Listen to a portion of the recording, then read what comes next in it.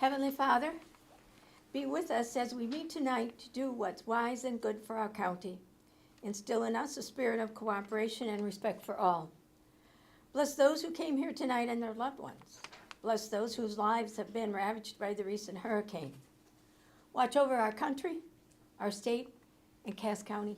Amen. Amen. Pledge allegiance. Join us in the pledge, please. I pledge Allegiance to the flag of the United States of America and to the republic for which it stands, one nation, under God, indivisible, with liberty and justice for all. Madam Clerk, you take roll, please. Commissioner Leyland. Present. Commissioner File. Here. Chair Dice. Here. Commissioner Marquetti. Here. Commissioner Benjamin. Commissioner Grice. Here. And Commissioner Jones. We have a forum now. Of introduction of visitors. We'll start with the young man on the end there. Thank you. You're talking about me. Yeah, I'm talking about you. Well, good afternoon, everybody. My name's Jerry Marquetti, and I'm the Otway Township Supervisor. On that way. Terrace of the St. Joe. What township? Oh, Jefferson. And you guys all know me anyway. Some infamously. I'm a Republican. I'm a also conservative. All right, that's 2 minutes. Beth Bailey, HR Bureau Director for the county. Daisha Kirkland, HR Assistant.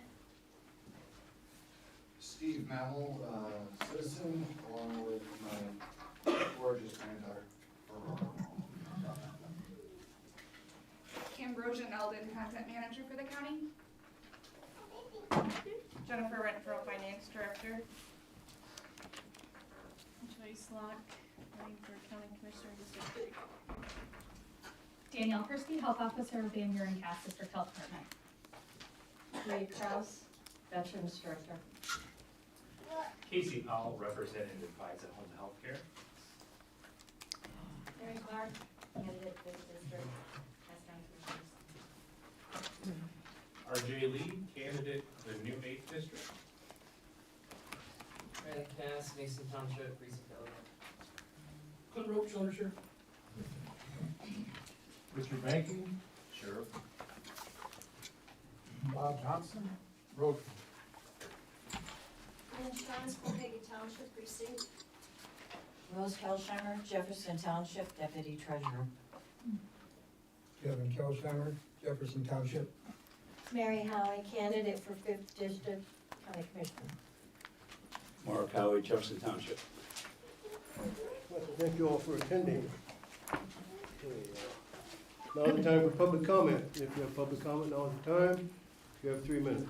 Please step to the podium, state your name and what township you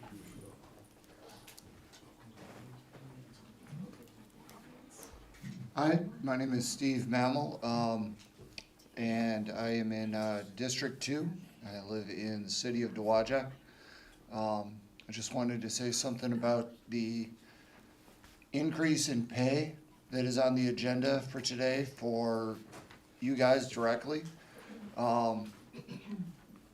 It seems rather excessive that it's going up by 80% for the pay. I understand that is reimbursement supposed to be for instead of normal per diems and mileage, but some of the mileage will still be paid and out of the county, and I just can't imagine how that could add up to $8,000 anyway. And I strongly believe that 8 commissioners coming up, $8,000, that's $64,000 that could be well spent in other areas of the county. Thank you. Public comment, the floor is still open. Hi, my name is Lynn Shantz, and I'm here to complain about that also. I didn't realize how big the increase was, but I was just told it was something like somewhere from $5,000 to $7,000 per person. My complaint is, you guys think you need a raise? You took MERS away from some of the county employees. You know what, when they look at that, you might as well just walk up to each one of those employees and smack them across the face because you took the MERS away from them. The money was there. You could have got them all refunded, but no, you had to take the MERS away. Now you want to give yourself more money.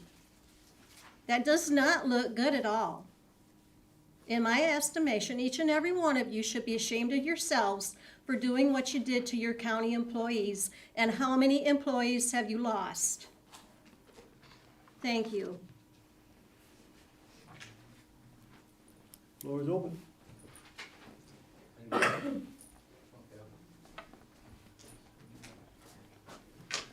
All right, well, I want to bring money into the county, all right? So I've spoken to a number of you already about the subject matter.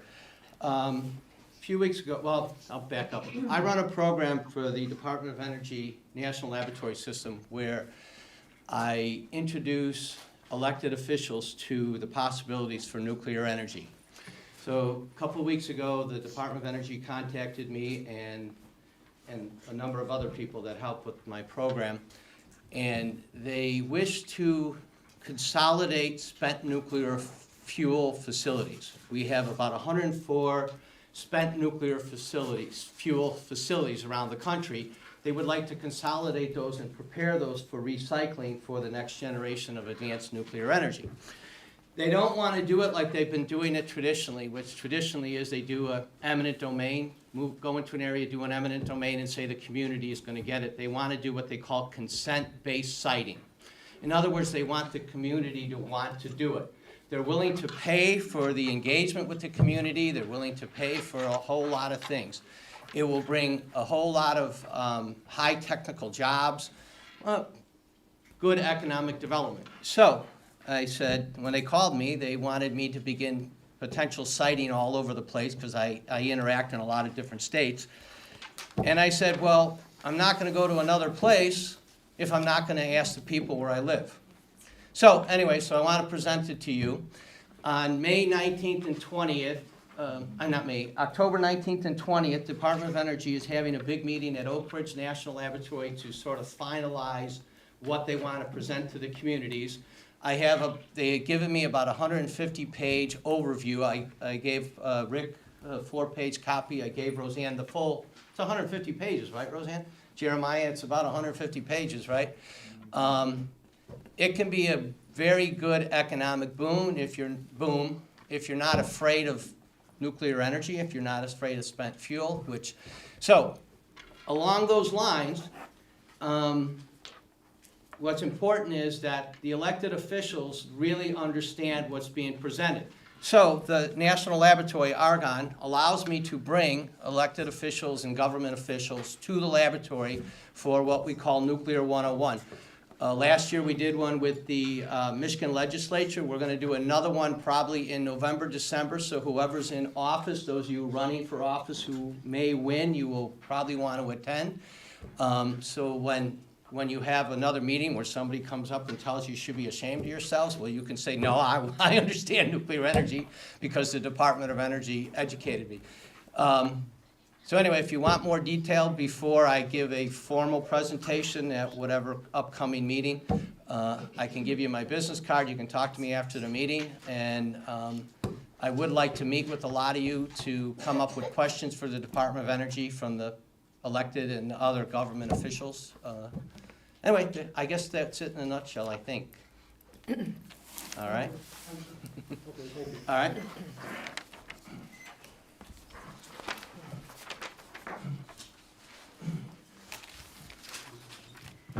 Hi, it's Mary Clark again. I understand that the lead architect for the courthouse is actually LEED certified, so I was really happy when I found out about that because I thought that means that this project will be LEED certified, leadership in energy and environmental design. I'm sure you know that. But I'm not sure if it actually will be that or not, but I'm just crossing my fingers on that one. And I also would like to say something about that increase. I was surprised when I saw the 18,000. I was like, well, that's kind of a lot. I don't know where those figures came from exactly. And also, The reason I know about that is because there's a meeting on Friday, and I just found out about it yesterday, and that's a little bit frustrating. I'm running, I want to know what's going on. I'd like to be able to come to that meeting, which is tomorrow at 11 o'clock, and I can't because it's during working hours. So, the scheduling of the meetings maybe could be a little altered somewhat for working people. So, that's all. Thanks. Floor is open. Hello, my name is Casey Powell. I'm actually a Kalamazoo County resident, but I'm here today to thank the commissioners for putting on the agenda the resolution in support of the Michigan no-fault auto insurance reform. Thank you, Commissioner Marchetti, for penning that. I just wanted to bring the commissioners awareness to the PIP law that was reformed back in 2019, and us from AdvisaCare Home Health Care are one of a handful of companies that continue to fight at the state level of Senate to reform this law that was put into place. Cass County is currently having the ability to put that resolution into motion just to speak to your senators and voice the opinion of the public that you represent. Right now, we have 37 counties on board with such resolutions. In the counties that are currently having meetings this month, of Newaygo, Clinton, Ionia are working on similar resolutions as just a voice to the common public. I just wanted to stand here and thank you for simply putting this on the agenda and also representing those that have been injured and unfortunately will be injured in auto insurance, and us as a home care organization who provide care for these individuals but have had that care stolen from them under the reform. The two senators that are from the state representative level that are representing your county, Senator Stephen Cara and Senator Kim Lasata, have been less than supportive of this resolution at the state level. And so your voice does make a difference in this resolution from this county level. And again, we thank you for hearing that.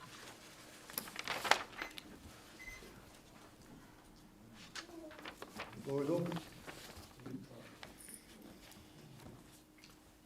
Okay.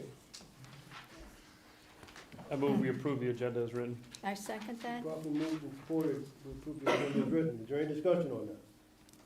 Mr. Chairman, Yes. I would like to remove a couple that's on the agenda and refer back to committee until we understand what's going on. I'm not sure how we proceed with that right now, but I'd like to remove a couple. Give us the motion numbers. Motion number R, 188-22, Okay. and resolution 189-22. And refer both of them back to a committee.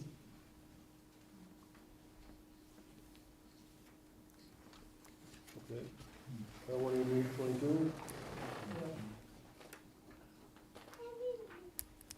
So you want to amend the motion, amend the agenda? I would like to amend the agenda to Remove. remove 188, 189. We need to vote. All in favor? I didn't get a second. Excuse me. Thank you, Kim. Is there a second? No ties from less of a second. The agenda stays, remains the same. Anything else? Okay. Need to vote. Need to vote no. Any, no more discussion?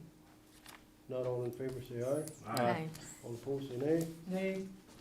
Motion carried, the agenda is approved. There's no recognitions, but we do have a presentation from Van Buren Health Department. Oh, there she is. There she is. I've got a couple other things I'll pass around to you guys too.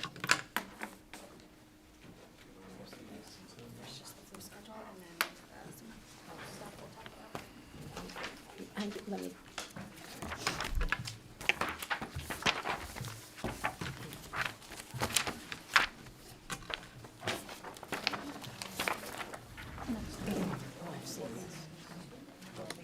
Yeah, there probably will be.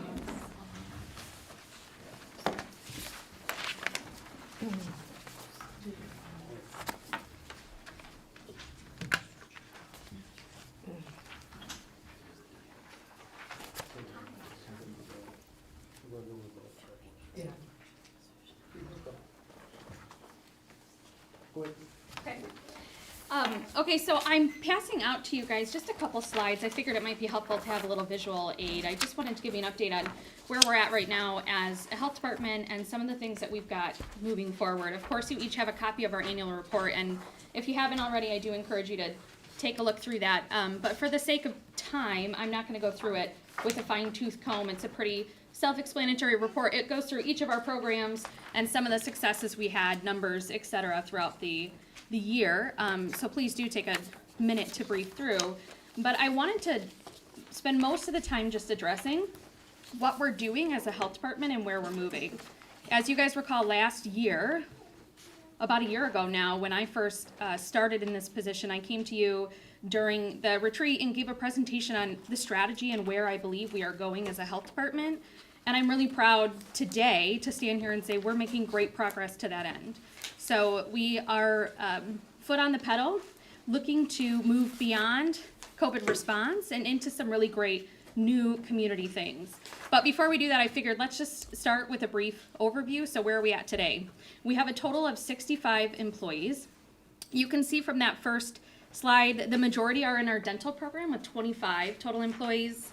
We've got 15 in nursing, 9 in environmental health and administration. That includes our finance, billing, myself, etc. And then 3 in our community health department, 2 in IT, and then 2 in maintenance. So right now we're at a healthy 65, which is pretty good. Our turnover rate was so low from COVID, which we're really, really pleased about. Across the state of Michigan, the average turnover rate was 50%, and ours was only 18. And so we're really fortunate, and I attribute that a lot to our directors from each of our programs. Our director of nursing, our director of environmental health, and of community health have been with us for a number of years and just are a solid foundation and leaders, and so I'm really pleased about that. And then I just wanted to give a quick rundown of looking ahead for fiscal year 23, where a lot of our funding is coming from. So at this point, our year end is September 30, year begin is October 1, and so we have our contracts from the state. We're anticipating getting about $3,077,910 from the state. Those are specific to our essential local public health services that we provide through our environmental health, through our nursing, through hearing and vision, dental screens. These are very prescriptive grants that we receive that dictate how we use them, and they are given to us through the public health code. That's how that's divided. And then I have highlighted here Cass County and Van Buren County. Those are our appropriations.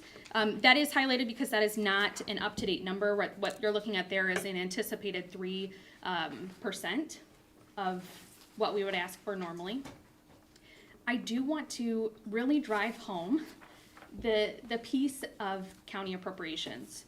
For local public health, county appropriations are hugely vital because county appropriations are the one piece of funding that we have to use at our discretion for the betterment of our community. So where the state funding is federal through state down to us, very prescriptive, county appropriations are where we can do things that are unique to our county that address the true county needs. So from our community health needs assessments, this is the funding that we can use to address that. And so I want to encourage you every year when you're looking at that to recognize that that's where you get your money's worth, is within the county appropriations that you appropriate to us.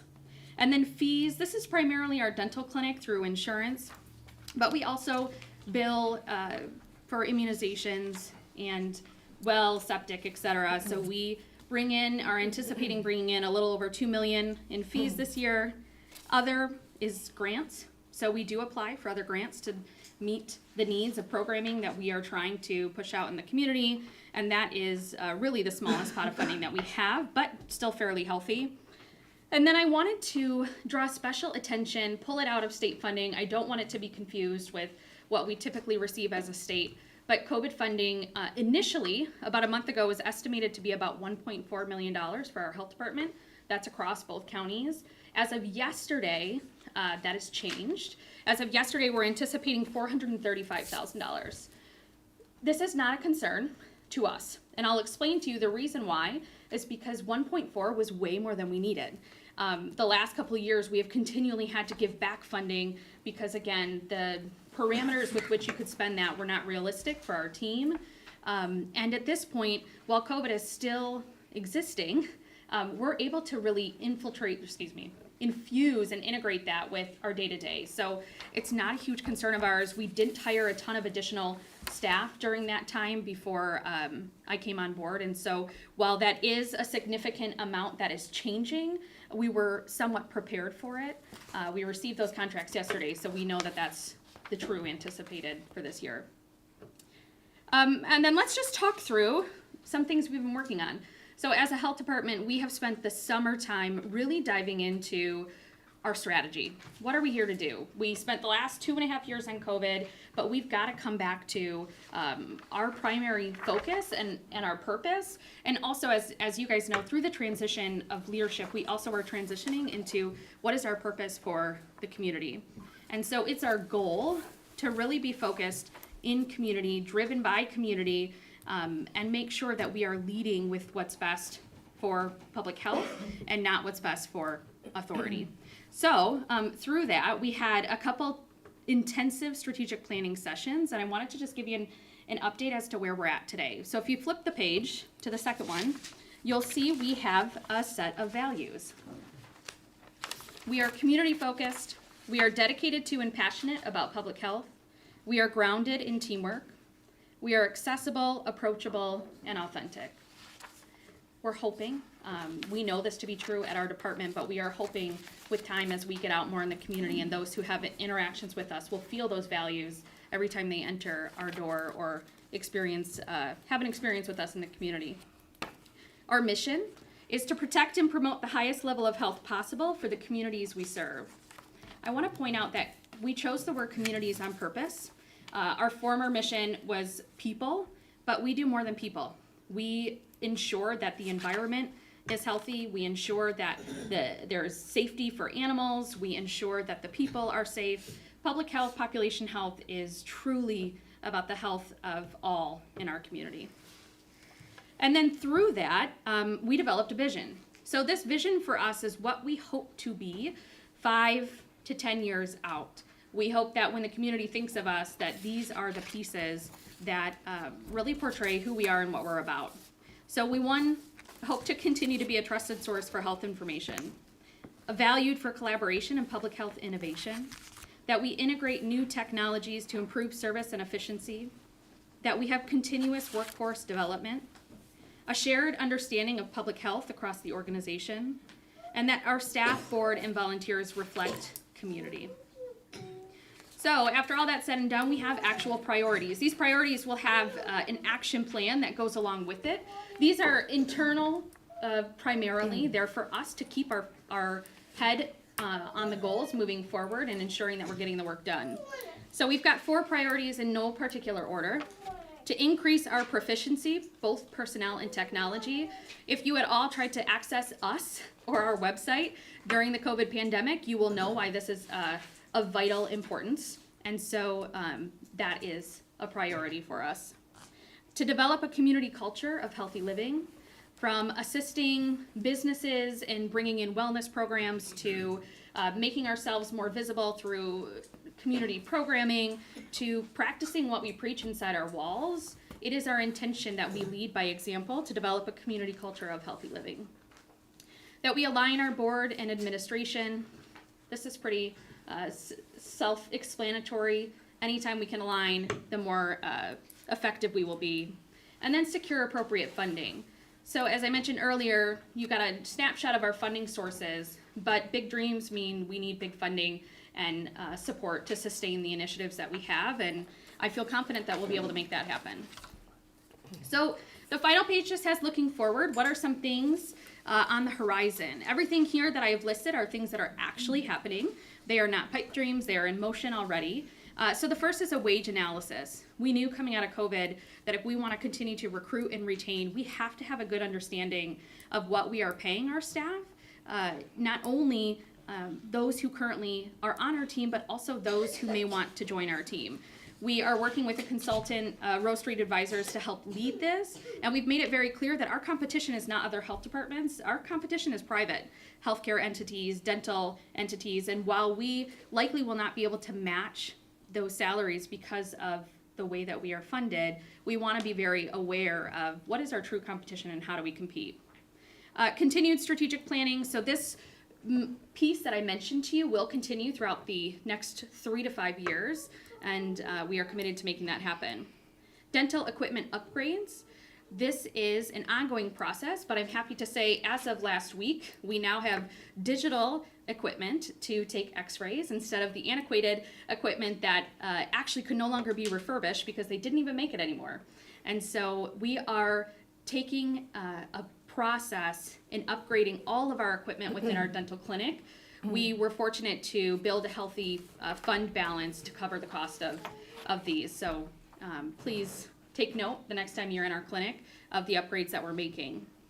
The website, we are upgrading our website. So we are currently working with the designer who has worked with us for a while, but we are we're flipping it on its head and trying to make it more user-friendly.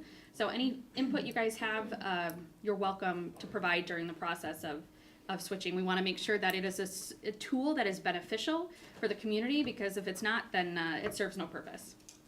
And then I want to make you aware that just this summer, United Way of Southwest Michigan funded us for 3 years to develop a nutrition and physical activity project.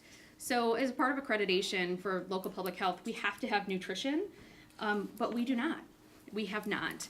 And we have gotten by with that accreditation marker because we have put up social media posts or put out flyers.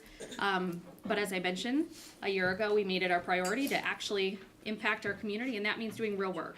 And so we are funded for 3 years. We're looking to develop a network to identify the opportunities for programs or system changes along with partnerships. That'll be a collective impact approach. We are already engaging with the school systems, with MSU Extension, and other partners who do this work to come together to figure out how we can make it accessible for our community. And then just a couple other quick notes. As you may or may not be aware, kindergartners are now required to have an oral health screening, similar to hearing and vision. That is part of Public Health Act. This year, it is a test year. So while we are funded to make that happen, the schools are not specifically required. There will be no issues if they don't make it happen. Not every county in the state has this. But because we already had a really well-running community dental program, we actually are helping our neighbors in Berrien County. We've expanded to the Tri-County area, so we are servicing all of the kindergartners in all 3 counties to help meet this need and requirement, and we'll continue to do that until they ask us not to. Flu clinics, you guys each have a flyer. Those are available now on our website. Our first flu clinic in Cass County is actually tomorrow at the COA in Dowagiac. You can also get a COVID booster, which does include the Omicron variant in that vaccine if that's of interest. And then just a couple more notes. It's random, but it must be mentioned. Chlamydia and gonorrhea continue to be on the rise. So we are doing our part in ensuring that people have access to tests and treatment. But please note that if you're ever talking to somebody who might be at risk, we also can treat partners without testing. But that is spreads very easily, and gonorrhea is becoming resistant to the treatments. So we've got to get on top of it. And then board. Our board is shifting. As you guys know, Roseanne and Skip are both 2 members on our Board of Health. If it's of interest to any of you or any of the oncoming potential candidates to learn more about our board, I'd be happy to sit down, orient you to what our board does, what it looks like, the kind of relationship that we can have, but that's it. I think that's all, yeah. As far as the nutrition that you all said that you're gonna do, our county, Cass County nutritionalist is Nora Lee. And she's, and that's, when you said the Michigan State Annex, that's kind of broad. Yeah. But Nora is the director of that, and she does very, very well. Okay. SNAP. She does the SNAP Ed program? She does the SNAP. At the Council on Aging, I think primarily. Okay. But her field is broadened a little bit more than that. Okay. Then I'll second, I'm a participant of the Cass County Van Buren or Van Buren Cass County Dental Program for the veterans. And I don't see none of that in here. So from my personal experience, I get a letter through our VSO for $1,000 voucher. And when you mentioned competition, so I went and I got a cleaning, a dental exam, then I had a crown put on, like, in the last couple months. Very excellent, every time I go there, you know, treat Great. me pretty cool, you know, there's no issues, they Good. do a great job. However, you know, the other dentist office here in town, the civilian side, that's your competition in the VA. So y'all might wanna add a little extra incentive for our veterans, because we have over 6,000 here that are just registered. And that will help with funding and help with, you know, maybe even the public, in the public eye. You know, Great. to do something more for veterans, other than here, you have a Van Buren County Veterans Stand Down, but that's just for the flu shot. Yeah, that one's just COVID. right. But dental, that would be huge. That's great. And I maybe appreciate that add input. something else there for our veterans. And you've got my Thank you. information, me and you have talked Yeah. before. Thank you. I appreciate the input. That's all I have. Question?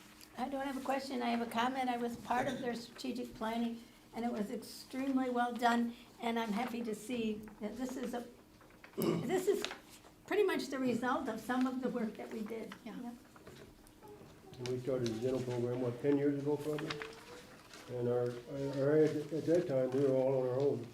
Yeah, I was gonna say, And- time's moving really fast, because that was 2013, 2013. which is, yeah, 23,000 patients, and our idea was to make sure every kid got his teeth fixed. That's right. And that's what we did.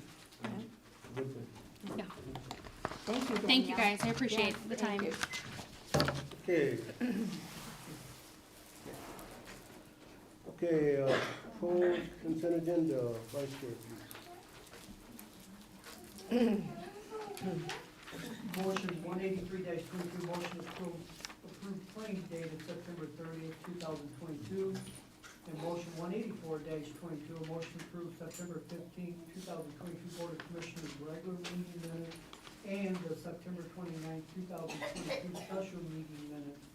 I move the above listed item be voted on at one time by roll call vote and considered as a consent agenda by the Board of Commissioners. A second then? Properly moved and supported. Is there any discussion? If not, Madam Chair, please. Commissioner Leyland, Yes. Commissioner File. Chair Dice. Yes. Commissioner Marquetti. Yes. Commissioner Grice. Yes. And Commissioner Jones. Yep. Have committee reports, Commissioner Leyland. My biggest committee report will be presented tomorrow at the special meeting. Okay. Commissioner File. No report. Commissioner Marquetti. Yes, I just have a brief report. Commissioner Grice, Finance Director Renfro, and Jerry and I attended the MAC conference in Port Huron at the Blue Water Convention Center, and I have to tell you, the water was blue. It was beautiful, especially if we didn't have any clouds. If it was a cloudless day, it was really blue. The plenary sessions were about broadband and energy. The breakout sessions that I attended were helpful. Many commissioners from other counties agreed that housing is needed. Throughout the state, housing is a huge need. There's a concern about lack of law enforcement applications for open positions. We know that. The quality of life for residents and the importance of economic development. Out of 83 counties, 43 were represented by 100 attendees. We received a legislative update, and two things of interest are, they're doing a major rewrite of the Open Meetings Act. Yeah, and the second thing is they are trying to develop a trust fund for revenue sharing, so counties will not have to forego revenue sharing as we did several years ago. So that's it as far as my report. Thank you. Any questions? Okay, Mr. Benjamin's not present. Commissioner Grice. I'll share something that Hope asked me to share with you guys. The Cass County Land Bank Authority met on September 22nd outlined a plan to participate in the State of Michigan Blight Elimination Grant Program. These grant dollars will be used to address vacant, abandoned, and property that are falling down in Cass County. The maximum award allowed under round one is $200,000 per county. The county land bank may apply for grants above the guaranteed minimum. The funds will be used to stabilize vacant residential, commercial, and industrial buildings, to secure them and protect against further progressive further deterioration with the goal of preserving them for future rehab for the purposeful use. Demolish vacant and blighted residential, commercial, and industrial structure that cannot be saved. Provide matching or grant funding for environmental remediation on vacant land, often a critical barrier to redevelopment. One of the most frequently asked questions is, can a privately owned blighted structure be eligible project? The answer is a big yes.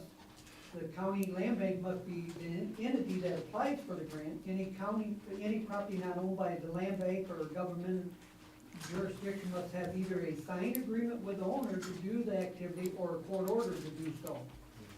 In addition, a lien must be placed on the privately owned property and amount of the activity ensure no private entity or person is unduly enriched. The Cass County Land Bank Authority is currently exploring partnerships and identifying projects that are eligible for this grant opportunity. The next Cass County Land Bank Board meeting will be Tuesday, October 25th at 10 a.m. Just one quick, Tuesday, October 25th? Yep, at 10 a.m. Okay. With it's $200,000 is the grant, Yeah. and that's for the whole county. Each house is about $10,000 to demolish, and that's just like a basic house, maybe 2,000 square feet, that's tearing it down, making sure the gas line is undone, asbestos isn't present, water, electrical hookups, then they bring in a load of dirt and a dumpster. That will only do about 20 houses. And how many townships do we have? If we do it by township, that's 2 houses per township or so. You know, so that really ain't a lot of money, but it's a good thing. But it's about average for a home, a commercial building, they'd probably take half of that $100,000 just like that. So if we could get more, or there's further grants coming down the road, that'd be great, because in my line of work, we have about at least 150 that I know of in our county. Wow. They're abandoned. Wow. Yeah, so we need a lot more money than that to get rid of those blighted properties. Thank you.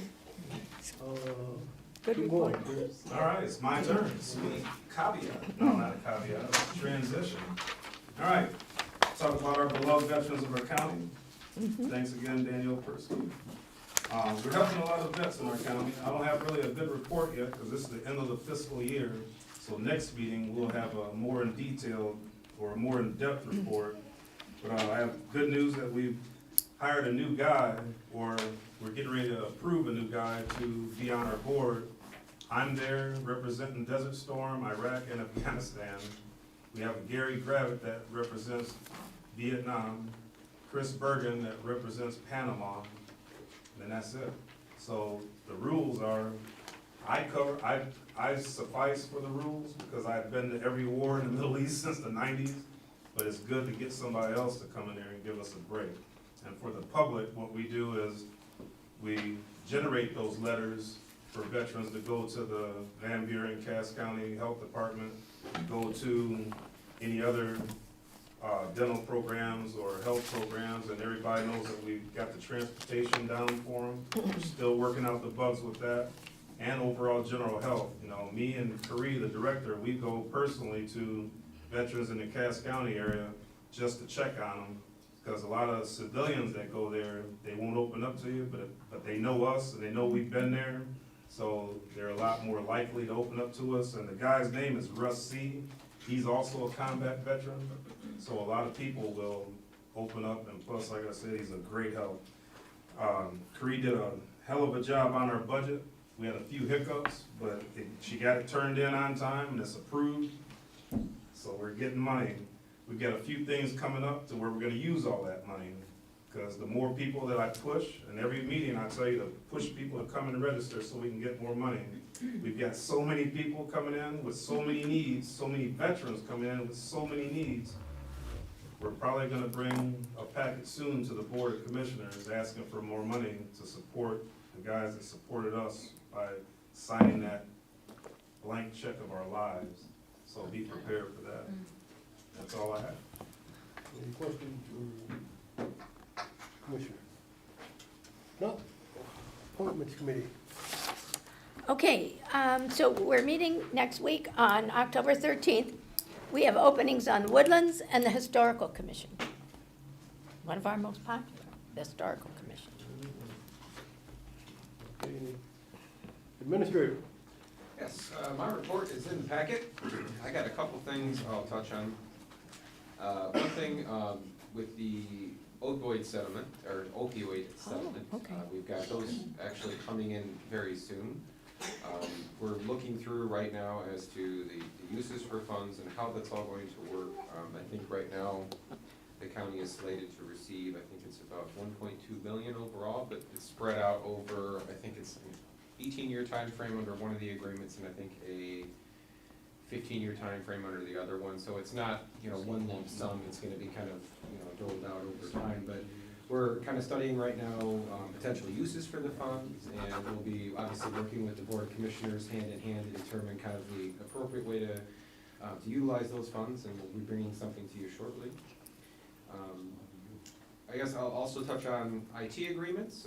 We've had a tentative agreement in place with Medical Care now. We recently had a meeting with Medical Care and their existing provider, kind of planning for what the future will be. I think we're getting really close to kind of having that ready to go and getting something in place, so we're excited for that. The other thing I'll touch on is we, in partnership with NACO and Professional Leadership Development Academy, there's a High Performance Leadership Academy that a couple of us in the county have attended in the past, and we were recently able to take advantage of an option to be able to reserve 5 spots for this next year at half the cost it normally would be. So I'm really excited that we're going to have 5 employees from the county kind of across different departments and offices attend and kind of learn some of the principles of leadership and work with other county representatives from around the country as to issues we're facing and things along those lines. So I'm really excited. I think it's a great program and looking forward to having more of our staff involved in that. And then kind of the final piece is this month, October 19th, we'll have our county leaders meeting, just as a reminder. So if you guys have anything for the meeting, let me know. October 15th? I think the 19th. Oh, October 19th? That Wednesday, yeah. Okay. So if you have any items that you think would be worthwhile for sharing with everybody, let me know. Any question for the administrator? Yeah, go ahead. Matt, where's that leadership meeting will be held? It's typically in the Emergency Operations Center here. Okay. I know there was some discussion about looking at potentially taking those on the road at some point, looking at some of our local municipalities. I mean, it's kind of 6 of one, half a dozen of another. I mean, I think it's a great thing to be able to go meet at different destinations, but depending on where it is, it can be further for other people to kind of travel. So it's kind of balancing that out as to how do we get the most attendance and ease of access for everyone. So we're still working through that, but I would assume the Emergency Operations Center. If that changes, I'll let you know. I'm going to send an email out tomorrow. Any questions? Any other question for the administrator? Okay, public safety.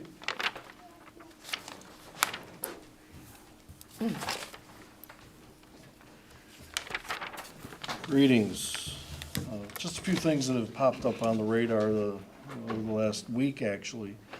From the patrol division, we actually had more injury accidents on our roads than property damage accidents. Normally, those are 2 to 1 to the property damage to injury accidents, so that was kind of an unusual trend. I'm not factoring in car deer crashes, which was also doubled last week. So the deer are out running, and we've actually had a squad car hit a deer. So if you're going to get it repaired locally, you're looking at a month and a half to get your car repaired right now, if you go to any of the local body shops or anything, because they're that far behind for parts as well as services that they're doing. So just be aware of that if you happen to get in a crash. We also had a drug search warrant by the drug team here in the village of Cassopolis, where they got meth, amphetamines, and the person was charged with delivery of meth as well as delivery of drugs within a school zone, because it was here in the village of Cass near the middle school. The jail, we have 86 inmates, currently actually 84 as of, I just got an update a few minutes ago. You've heard me talk about the percentage of the inmates that are sentenced and unsentenced, and we would really like that to be 50-50, which we haven't had that in many years. During COVID, it got down to 90 to 10 unsentenced to sentenced inmates. Today, it's 74% sentenced to 24% unsentenced. It's shifting in the right direction, but we're nowhere near our goal. When you have that sentenced population that's closer to that number, it's easier to manage the jail and to put people in the proper areas for the crimes that they've committed. Animal Control has 40 dogs and 16 cats. They have 2 projects going on right now, one redoing the doors on the kennels, which you have approved, and they started that process. And they've also got a new storage building that was approved by you, and that's hoping to be put in at the end of the month. So they're gonna start taking down the old building here in the next week with the county maintenance department. Dispatch, the tower project is moving forward. They've started clearing the land down at the site, and staffing is good at dispatch. I know Jen will kill me for saying that, but it's right now we're 100% staffed. And something new that's going to be coming very soon is video to 911. So there'll be an option when you call 911, and if you have a smartphone, you'll be able to video and send pictures to dispatch from what you're dealing with. It'll then be up to the dispatcher to decide whether they want to see it or not. But it will still be saved for evidence purposes if need be. So this can be very handy in a domestic violence situation, a crash scene, or many other different things. So it's something new. Only 14 counties in Michigan have it right now, and we have decided to move forward in that area as well. Emergency management, Manny De La Rosa has been to Marcellus, Edwardsburg, Cassopolis, and Heritage Southwest schools for active shooter trainings. He's also been working with all those schools on their emergency drills. He's now working on his end of the year report, which was the end of the fiscal year to the state of Michigan. Just wanted to give you an update on all the divisions of the sheriff's office. There is one thing I want to comment on, motion 191, I don't know if it's motion or resolution. I had talked to some of you about the CDEP building project, and there was some funding that's been requested for that. I've been told that that is a budgetary item, it's not to be paid until the actual services have been provided. Because I was concerned that we had not seen much action for that. So this is more, we've never really established a budget for that.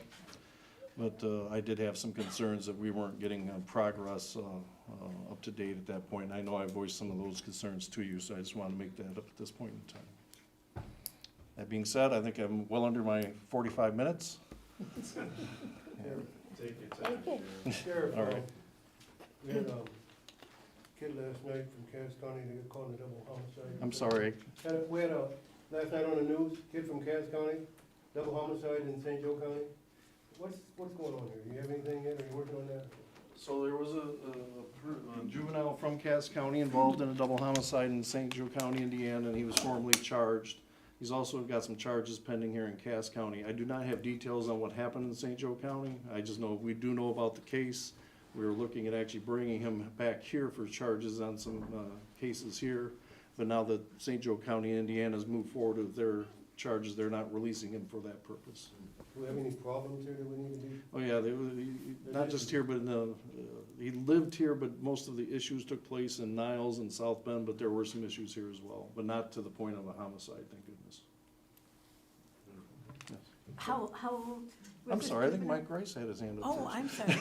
I asked the chair. Either way, I'm just, I know. Back county business here, Sheriff, so you recommend that we pass that motion then? it's to establish the budget so we can move forward. Establish the so budget, that's where right. we're at with that. Okay, I was under the impression that it was to be paid for services that I didn't know had already occurred, so. okay, thank you. Okay, Commissioner Markowitz. Thank you. How old is this, a juvenile? 14, I believe. Oh.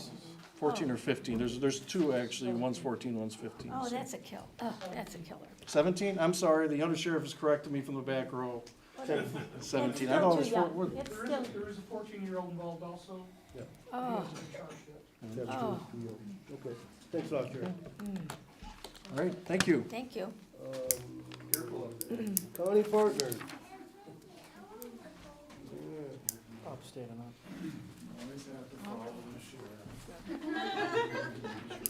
That's better than him following you. That's true. I feel sorry for him. Good evening. Good evening.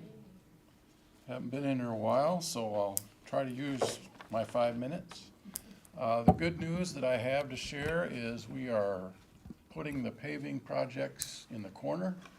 We're looking at the end of next week, if Jerry doesn't find anything more for us to do. I'm kidding, Jerry. We do have a rather unique and interesting project that we'll be working on next week, and that is the cemetery in Cassopolis.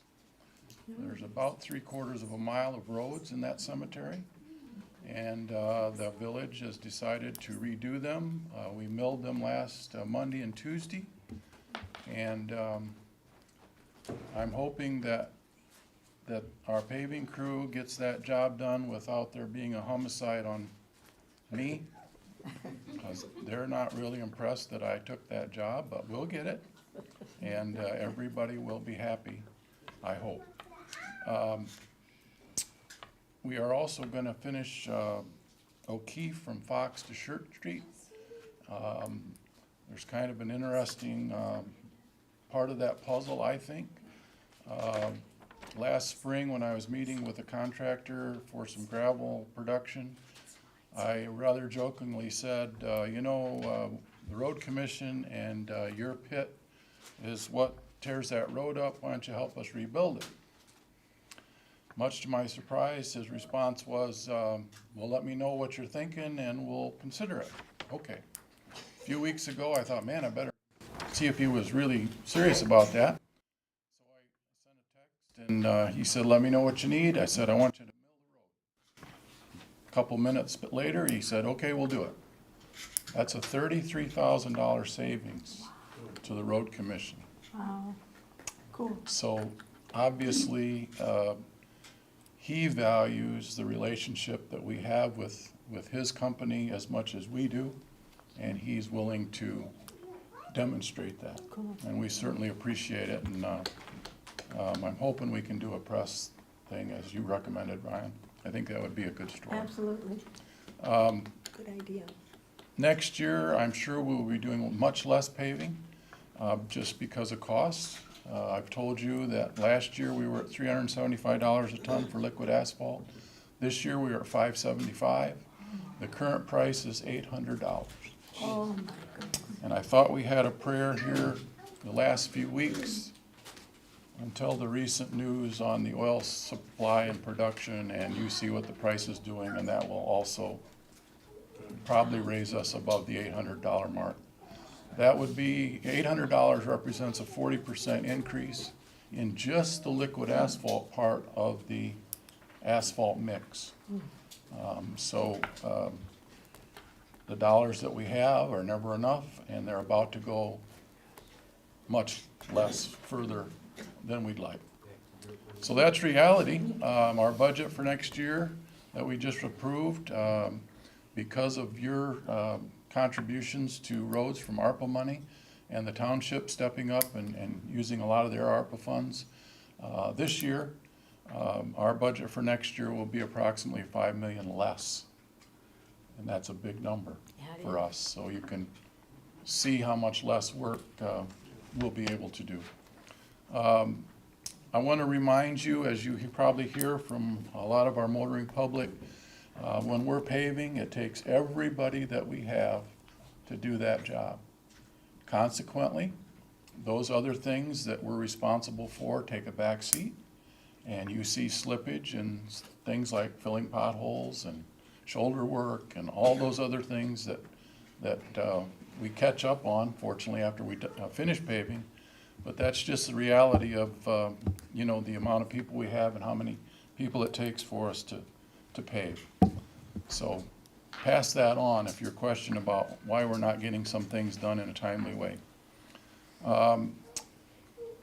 There was much talk the last time I was here. I think, Jeremiah, you raised the question about a couple of intersections. We talked about those. I gave you crash history and so on. We hired a intersection analysis person, very, very well known nationally. We had a person that had worked with him a lot, so we had a connection to get him. He's semi-retired, doesn't take on much work, but he agreed to look at a couple of intersections for us. We just got their recommendations for Decatur and Marcellus, and we will be implementing the vast majority of those recommendations. But there's one in particular that I want to share with you because I was very surprised by it. It was something I'm sure none of us locally would have figured out, but that's what he does, and that's why he's good. And that issue that he raised is shadows. And after he mentioned that, It's a dark intersection. we went out there and we observed that, thinking of that, and you can see it after you're aware of what to look for. And so we'll be opening up those canopies even more to try to get more light into that intersection all four directions. And we'll be doing some other things with the signals to knock the glare down as people going east and west, either morning or night, look into the sun and so on. And so we believe that the money that we spent on him was worth every penny, and we're anxious to get the things in place that he's recommending, and we just hope it helps. It can't hurt, so we're gonna do it, okay? The other thing I want to share with you, actually two more things. Yesterday, the latest bridge bundle package with MDOT was approved or put in place, and we received funding for the North Shore Bridge, and that project will be in 2025. That's been a limited weight bridge for quite some time. It's been reinforced and paid for by one of the local farmers along the way. We paid for it the last time that we reinforced it, and the inspector that we have to have do that said, that's the last reinforcement, you're not doing another one. So this is a blessing to get that bridge replaced. It'll be wider and more up to current standards. Big number, it'll exceed $1 million, mostly paid by federal funds, federal bridge fund. I want to mention again how happy we are with the cooperative venture that you supported with your maintenance department. We are seeing Dave and his crew take care of things that none of us imagined would be part of the deal. And every one of the things that he and his crew can do is just another savings that we get to enjoy. And so we thank you for that, and thank you for having the courage to, move ahead and put that in place. It's gonna be nothing but a boon for all of us going forward. And Matt, especially your leadership and tying together those loose ends and organizing the details that were necessary. You're to be commended. Thank you. I have to end, unfortunately, with not such a good story. Our senior employee, Bob Couchman, enjoyed his 29th year, September 13th. He worked September 15th, and he went home, and that evening he experienced some real pain in his right leg, so bad that he thought he should go get it checked. They found a blood clot that was causing the pain, and decided they needed to do quite a few more tests. And so for the next 4 days, he went through a battery of tests, and the results were stage 4 lung cancer, terminal. Oh, wow. That's unbelievable to me, but this is worse. Less than 3 weeks went by, and Bob passed Monday evening. Oh, I'm so sorry to hear that. And so, as you can imagine, it's been a little somber around the road commission. Yeah. I'm proud of our guys. Bob was an integral part of our operation. He ran our paver, took the place of Rick when he retired. And Rick and Bob were very good friends, as you know, Ann. But the guys just have stepped up. They want to finish the paving work that Bob started this year for us. They want to make sure that Maggie, his wife, has her needs met. And the way in which they've expressed a willingness to do that has just amazed me.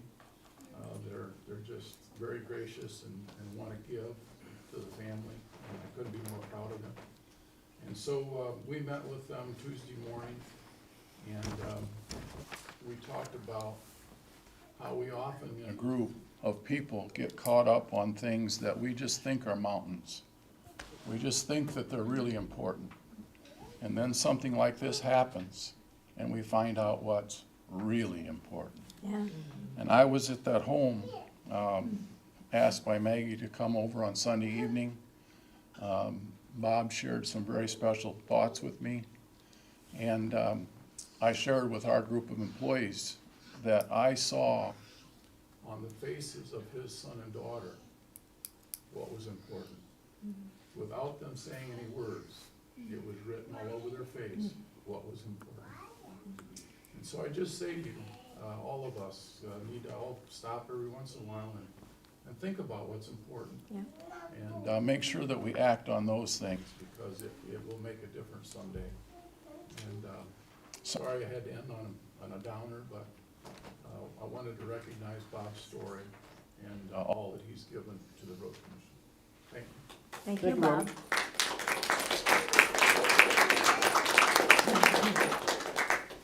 Thanks, Bob. My dad was a minister, and he said, we're all just one diagnosis away from what's good and what's bad. So Yeah. it's when we're arguing about stuff that doesn't matter, these Yeah. things matter. Elected officials.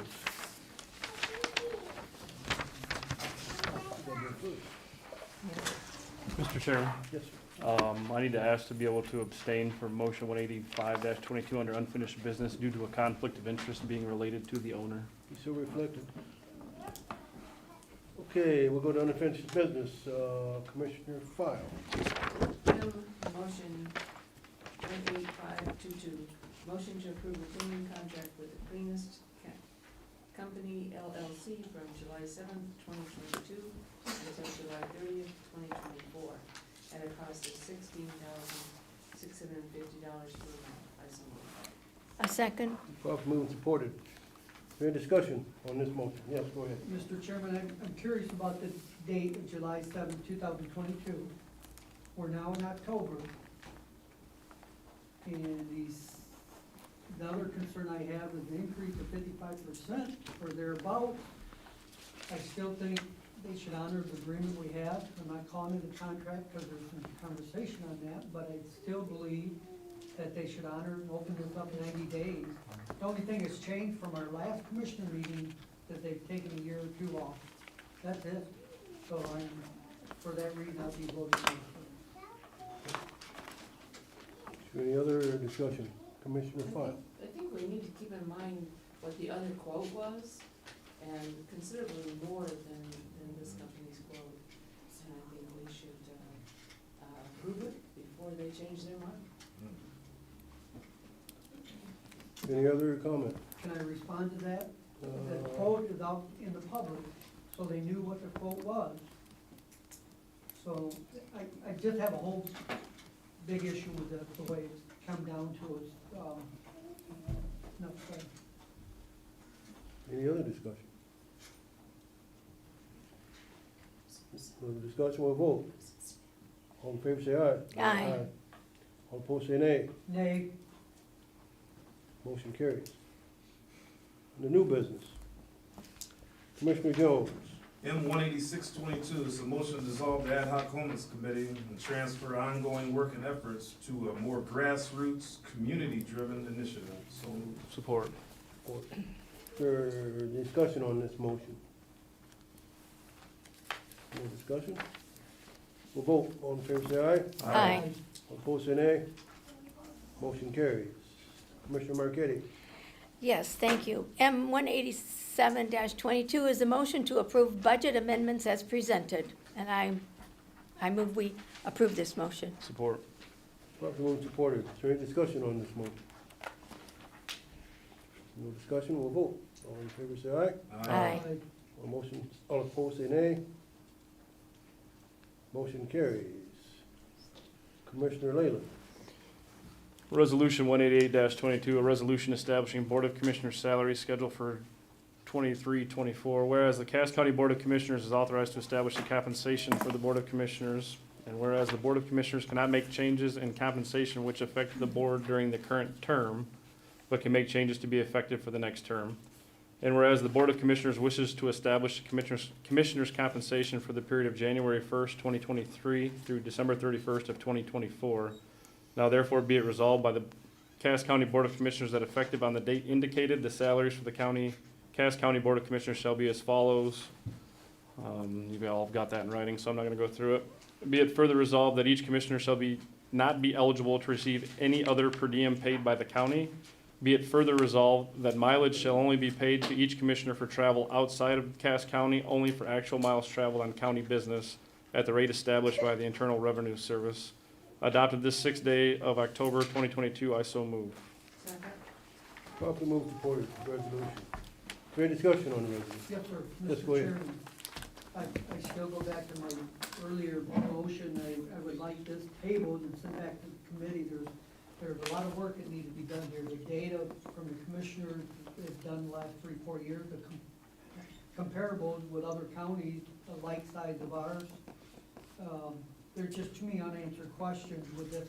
Like I said, it's an 80%, thank the gentleman in the audience, it's 80% wage increase, minus mileage and per diems and stuff, so.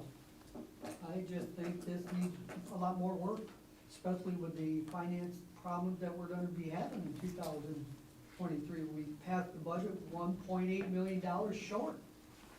I mean, we got issues, and now I start to feel like we're federal government here, just spending money that we don't have.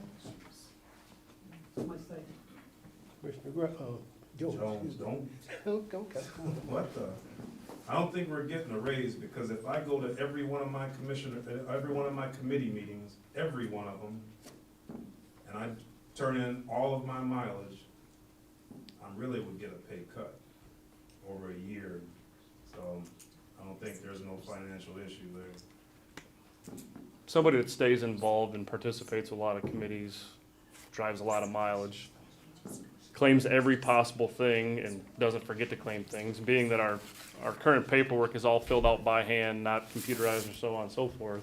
It's easy to forget things and overlook things that you actually attended in the quarter. But a person that stays busy and involved could make upwards of $2,500 to $3,000 a quarter based off their per diem and mileage. So that's how the salary committee came up with the recommendation that sits before us. So we're actually taking a pay cut. Realistically, yes, but it's cutting out the headaches of dealing with the paperwork, pushing the And paperwork through freeing HR. And freeing up the person that's doing it, Right. the paperwork, and eliminating another committee, so we're gonna be more streamlined and more efficient because of it. In a nutshell. Okay? Any other discussion on this resolution? There's no other, discussion, Madam Clerk, will you take? Commissioner File, Yes. Chair Dice, Yes. Commissioner Marquetti, Yes. Commissioner Grice, Nope. Commissioner Jones, Yep. and Commissioner Leyland. Yes. Resolution passes. Vice Chair Grace, RF 18922. Okay, resolution R 189-22, resolution authorizing the transition of non-union, non-elected employees in existing administration, DC, and newly hired employees in the new defined contribution plan. I still move. Support. Properly moved, supported. Is there any discussion on this resolution? Yes, sir. Let's go ahead. I would still go back to, I think what we need to do is send that back to the salary committee and let's talk about it. We need a policy for new hires. We need a policy, for the people that just been recently hired in the last year or so. We need to look at that to make sure we're consistent across the board. And right at this point in time, it's up in the air. We're not consistent. Any other discussion on the resolution? Resolution, so excuse me, Clerk, Got it. Madam Clerk, Chair Dice, yes. Commissioner Marquetti, Yes. Commissioner Grice, Nope. Commissioner Jones. Nope. Commissioner Leyland, Yes. Commissioner File. Yes. Resolution passes. Commissioner Jones, M 19022, motion to adopt finally the Solid Waste Planning Commission bylaws. I second that. properly moved and supported. Is there any discussion on this motion? Now we'll vote, all in favor say aye. Aye. Opposed say nay. Motion passes. Commissioner Leyland. Motion 191-22, motion to approve CDET proposal from Intersect Studio in the amount of $24,200 to be paid for from the CDET fund. I so move. Second. Properly moved and supported. Is there any discussion on this motion? Seeing none, we'll vote. All in favor say aye. Aye. Opposed say nay. Motion passes. Resolution, Commissioner Marquetti. Yes, this resolution is in support of amending the Michigan No-Fault Auto Insurance Reform Act. And we had a gentleman speak very eloquently about that tonight. So I move we approve this resolution. Support. Properly moved and supported to support this resolution. All, is there any discussion on this motion? I mean, this resolution, excuse me. There is none. Madam Clerk, please. Commissioner Marquetti? Yes. Commissioner Grice? Yes. Commissioner Jones? Yep. Commissioner Leyland? Yes. Commissioner File? Yes. And Chair Dice. Yes. Commissioner Grice. Motion 193-22, motion to approve the Van Buren County, or Van Buren Conservation District for year 2023 scrap tire grant MOU. I so move. Second. Properly moved and supported on this motion. Anybody have a discussion on this motion? Everybody understands the scrap tire grant? Okay. Oh, yeah. All in favor say aye. Aye. Opposed say Where's nay. Bob Thompson? He sure. He dug down. R19422, Commissioner Fox. It's a resolution authorizing engagement of the State Land Bank Authority of Michigan's Blight Elimination Program by the Cass County Land Bank Authority. I so move. Second. Properly moved. Any discussion on this resolution? Commissioner Jones gave us pretty much a, we got a readout on this pretty much from Commissioner. Hopefully we get the max amount. Yeah. Oh, we are, aren't we? We are, yeah. No other discussion? Madam Clerk, please. Commissioner Grice? Yes. Commissioner Jones? Absolutely. Commissioner Leyland? Yes. Commissioner File? Yes. Chair Dice? Yes, And Commissioner Marquetti? Yes. the resolution does pass. Commissioner Jones, you got, Fred Sanford, you got it covered. Okay, Commissioner Jones, M19522. So motion approved proposal from Flock Safety for 10-unit investigative camera system at a cost of $53,000, including a one-time setup fee and a 2 years of service to be paid for from the CDET fund. So moved. Second. Properly moved and supported. Is there any discussion on this motion? There's one thing we should all be aware of, not saying we need to worry about it, but there, if you look on the second page of the, I see it. information provided by the company, the reoccurring total of 25,000.